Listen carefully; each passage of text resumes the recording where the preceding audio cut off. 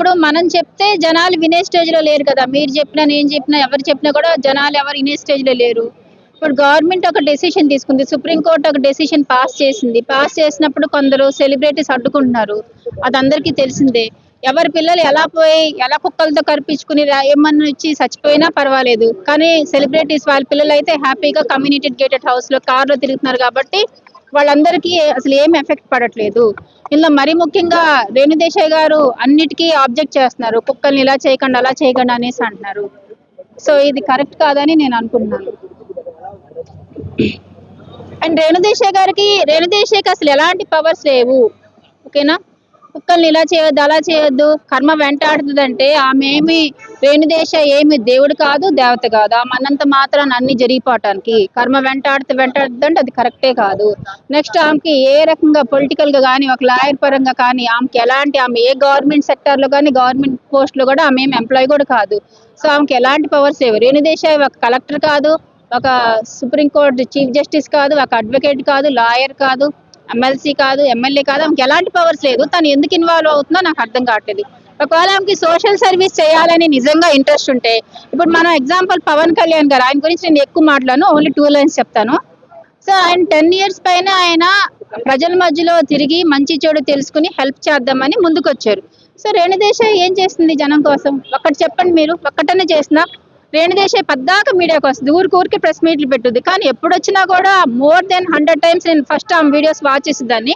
కానీ ఎప్పుడు చూసినా తన ఆమె పిల్లల గురించి ఆరాధ్య నన్ను తల్లిలాగా చూసుకుంటది.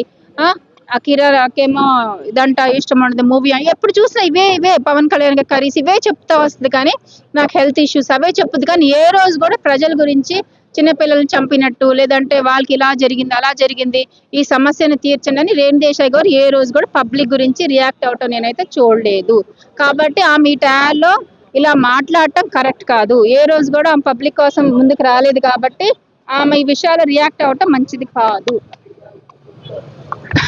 నెక్స్ట్ తనకి కుక్క అంటే అంత ఇష్టంగా ఉంటే సొంత డబ్బులతో ఆస్తిపాస్తులు అన్ని అమ్మేసుకుని మా బ్యాంక్ అకౌంట్ మొత్తం ఖాళీ చేసి ఆ డబ్బులతో కుక్కలకి ఒక ఓన్ ఆర్గనైజేషన్, డాగ్స్ ఆర్గనైజేషన్ పెట్ లవర్ కాబట్టి ఓకే, డాగ్స్ కి ఒక పెట్స్ క్లినిక్ పెట్టుకోవచ్చు. ఇవన్నీ పెట్టుకుని 2 states నుంచి కుక్కలన్నీ ఏరికెళ్ళిపోయి రేణుదేశాయ్, రష్మి ఇంకా ఎవరెవరైతే సపోర్ట్ చేస్తున్నారు పెట్ లవర్స్, వాళ్ళిద్దరిని చూసి కొంతమంది పెట్ లవర్స్ ఇన్స్టాలో, ఫేస్బుక్ లో, యూట్యూబ్ లో వచ్చి కుక్కలు ఇలా చేయొద్దు, అలా చేయొద్దు, ఉంచండి, గలీలోంచి తీయొద్దని చెప్పేస్తున్నారు.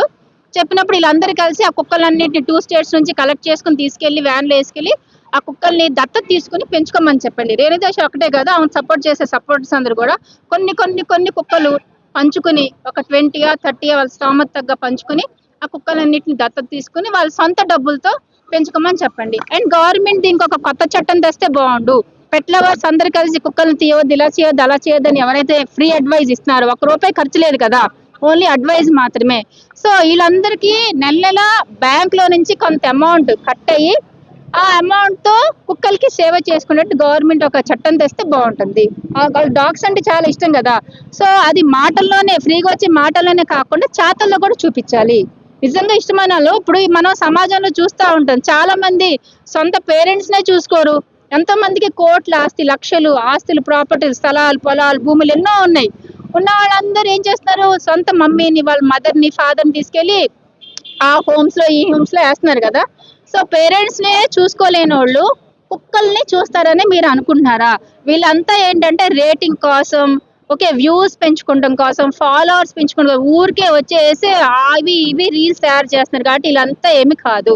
మళ్ళీ రేణుదేశాయ్ కాకుండా ఇంకొంతమంది రీల్స్ లోకి వచ్చి ఏమంటారంటే, అమ్మ కుక్కలు పిల్లల్ని పీక్కు తినే వరకు మీరు రోడ్ మీద పడుకోబెడుతున్నారు, కుక్కలు వచ్చి చిన్న పిల్లల్ని చంపుతున్నాయి. సో ఇది పేరెంట్స్ నెగ్లిజెన్స్. అంటే పేరెంట్స్ నెగ్లిజెన్స్ ఎలా ఉంటుంది, ఇప్పుడు మేమంటే డాబాలు, అపార్ట్మెంట్లు ఎక్కడో ఉంటాం, మనకున్నాయి కాబట్టి కూలి పనులు చేసుకునే వాళ్ళు, లేబర్స్, ఇళ్ళమంటే పనులకి వెళ్ళే వాళ్ళు గుడిసెల్లో ఉంటారు, చాలా పూర్ అనమాట. వాళ్ళకి ఏంటంటే అత్త మామ పనులకి వెళ్తేనే రోజు గడుస్తుంది, వాళ్ళకి ఫుడ్ వస్తుంది. పనులకి వెళ్ళిపోతారు, అత్త మామ పనులకి వెళ్తారు, భర్త కూడా పనికి వెళ్తారు.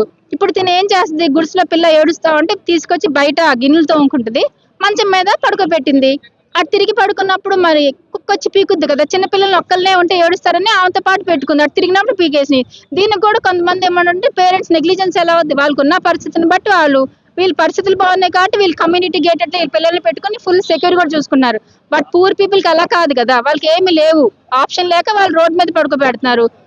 పడుకోబెట్టినప్పుడు ఇలా జరుగుతుంది. దీని మీద కూడా కొంతమంది కామెంట్లు చేస్తున్నారు, పేరెంట్సే తల్లికి అంత సోయలేదా, కుక్క రోడ్ ఈడ్చుకెళ్ళి చంపే వరకు తల్లి ఏం చేస్తుందని తల్లినే బ్లేమ్ చేస్తున్నారు. ప్రతిసారి మనం కెమెరాస్ పెట్టుకుని పిల్లల్ని కాపలో కాయ ఇటు అటో తిరుగుతాం ఏదన్నా పనుల మీద, తిరిగినప్పుడు సెకండ్స్ లో కుక్కలు తీసుకెళ్లిపోతున్నాయి.